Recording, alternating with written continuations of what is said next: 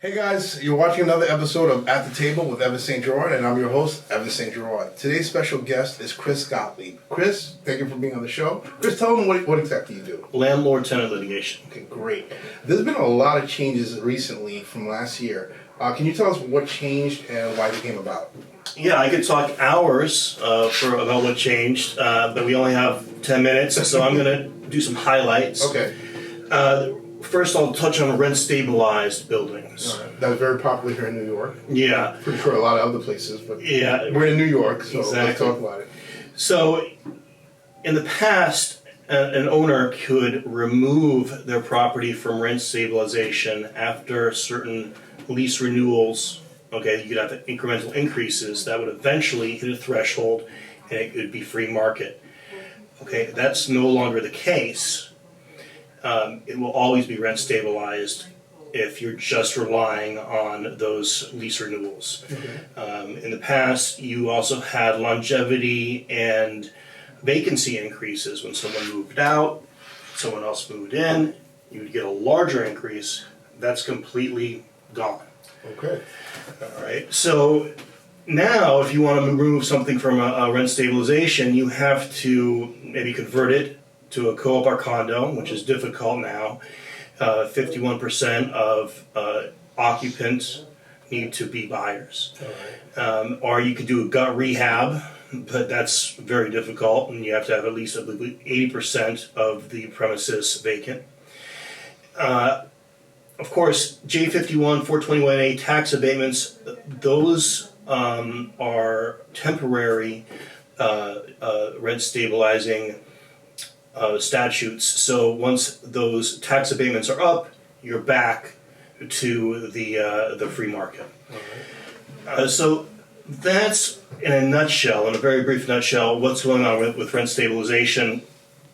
I also need to touch on the illegal, the overcharge or legal increase litigation that's going on with it when it comes to rent stabilized buildings. If something is rent stabilized, they have a record of the increases from 1984 to today. In the past, to challenge the increase, the tenant could only go back 4 years. And they could go back further than 4 years if there's an indicia of fraud. Now, the tenant can go back to whatever is reasonably necessary. So let's say if the rent is $1,150 now, they would look back in 1989 and see how the increase got from maybe $260 to $1,150. Okay. If there wasn't a record of an MCI or an IAI, then you're going to have a problem. And you're not the owner back in 1989. No. You're not going to have a record of what happened.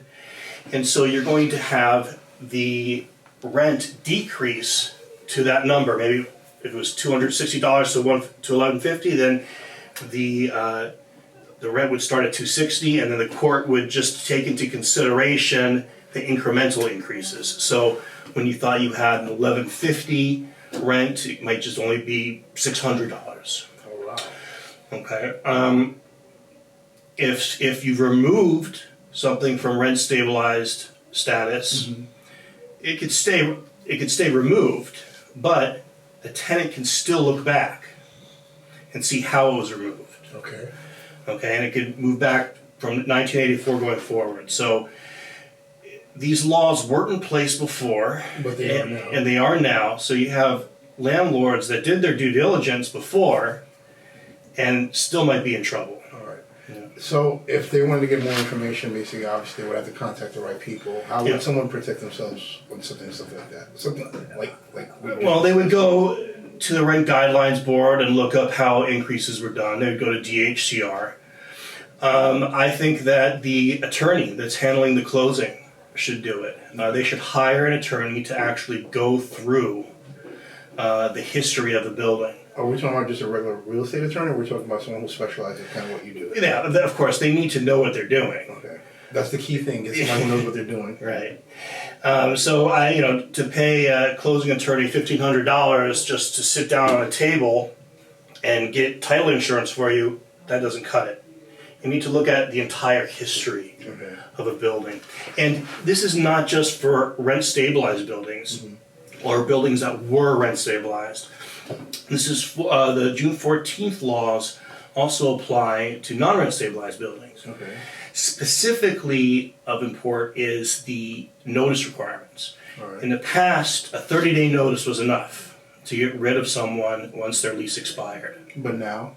Now, if they've been in the apartment up to a year, then it's 30 days, fine. Between 1 and 2 years, 60 days. And over 2 years, 90 days. Right, so you have 30 days, 60 days, or 90 days. That's right. And most people have lived in their apartment for over 2 years, so they're going to deal with a 90-day notice. And let's say the lease expires and you haven't collected the rent, and in the past you were able to just send them straight to petition, go straight to court if they didn't leave. Now that's not the case. If you don't want to renew someone's lease, you have to give them that same notice, 30, 60, or 90.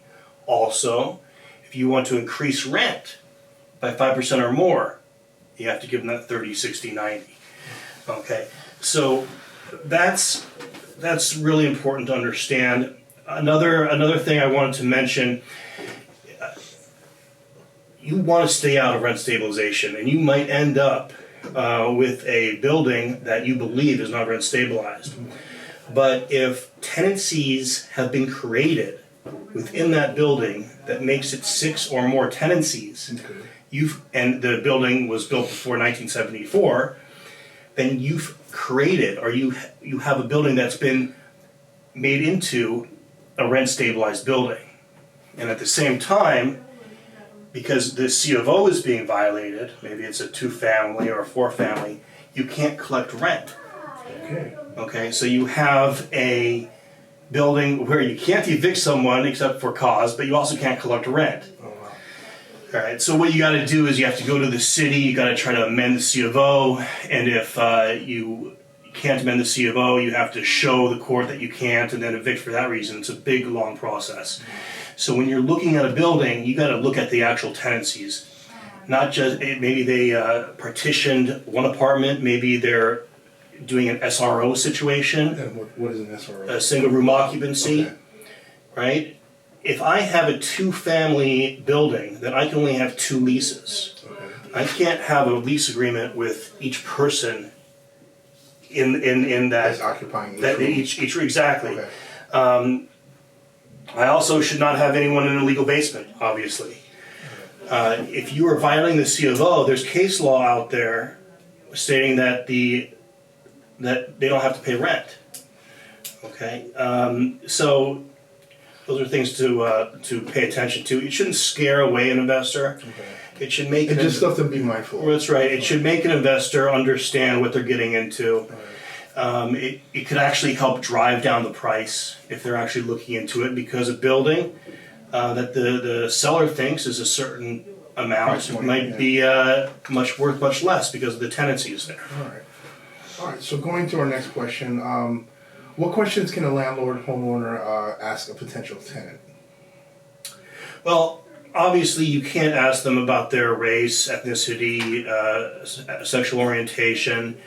You can't use the lists that are created regarding their past litigation history.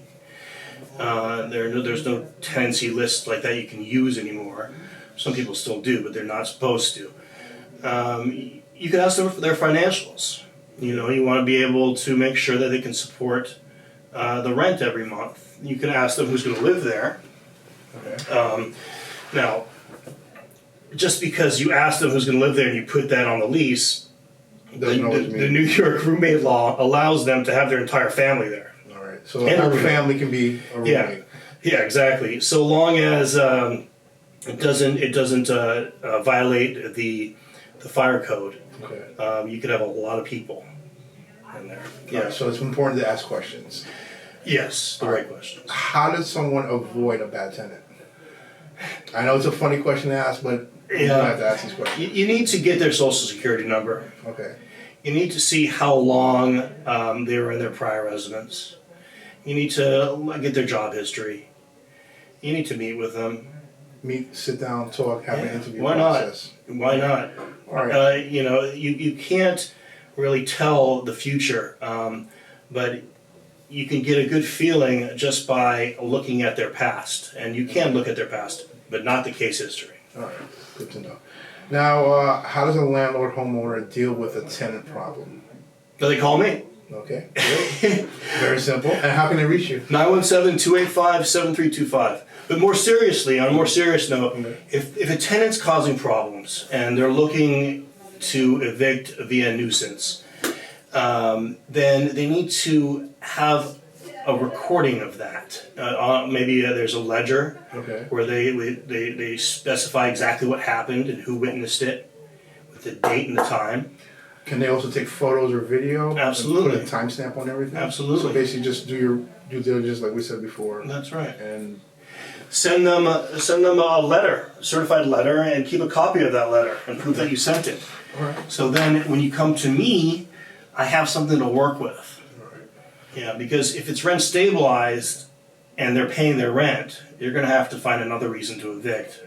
And you need to have that evidence. All right. So just document everything. That's right. All right. How much notice does a tenant need to give a homeowner if they're moving out? And also, how much notice does a landlord need to give if they decide to sell?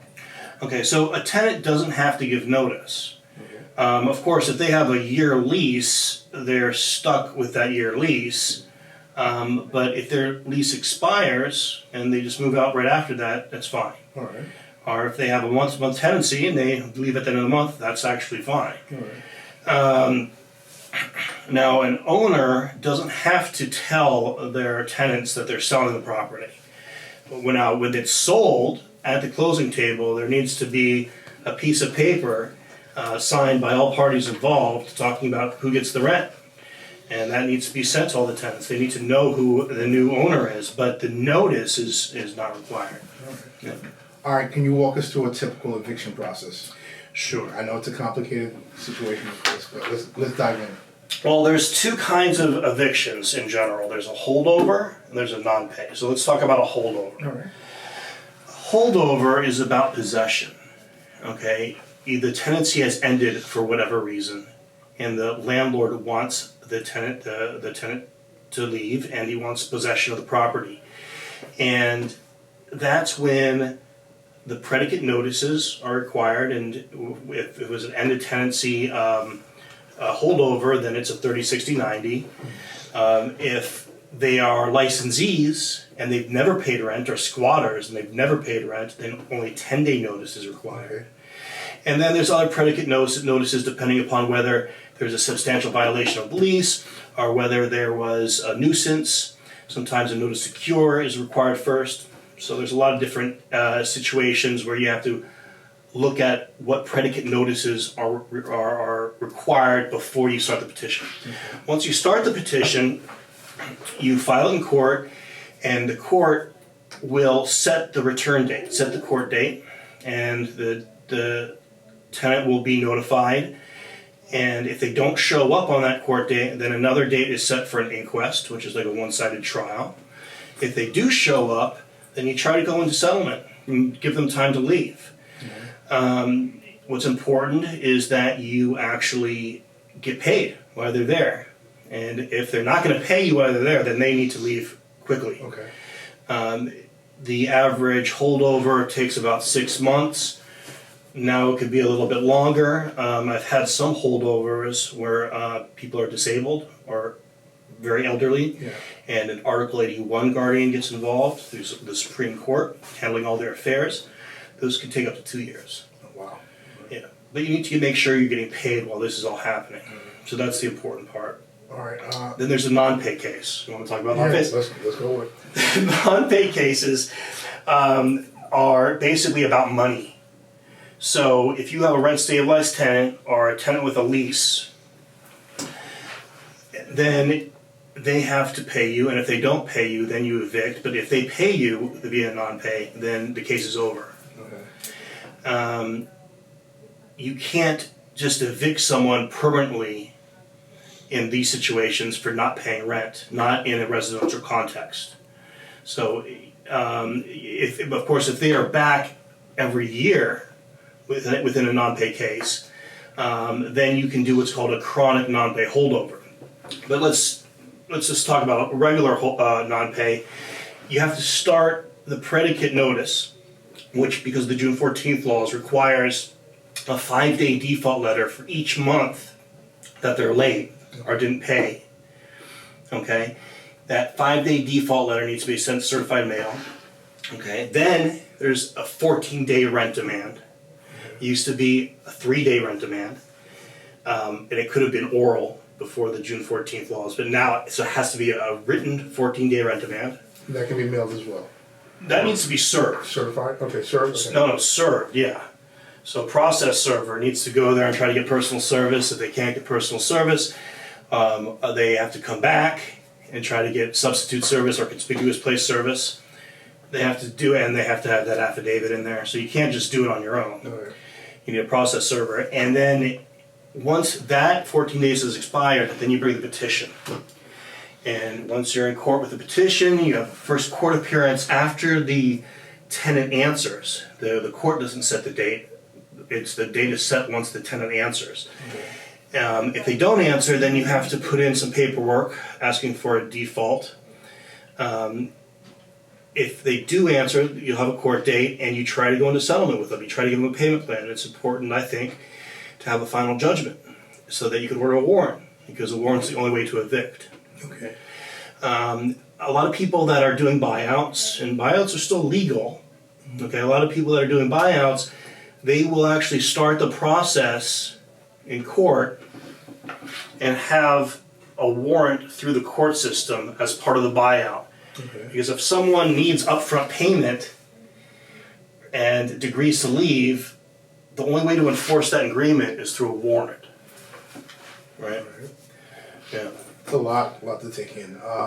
Again, if they can't do this on their own, they can reach out to a professional just like yourself. Sure, yeah. I don't suggest doing it on your own. There's a help desk in the courthouse, but whenever I have a pro se landlord, either on the other side or someone that's started a case and needs my help, they always mess up.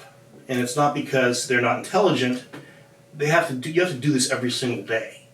Even attorneys that do this every single day mess up. The procedural guidelines are dense. So you have to get the right person to do all this stuff. Yeah. So if they want to move forward, how can they reach you in your firm? Right. Call my number. 917-285-7325 is my cell. Or my office number right now is 212-431-1300, extension 452. And I'll talk to you. All right. If you have any other questions about what we just discussed, feel free to give him a call. If you have any questions about buying, selling, or investing in real estate, feel free to give me a call. You can reach me at 917-975-5985. This has been another episode of At the Table with Evantz Saint-Gerard. Thanks for watching.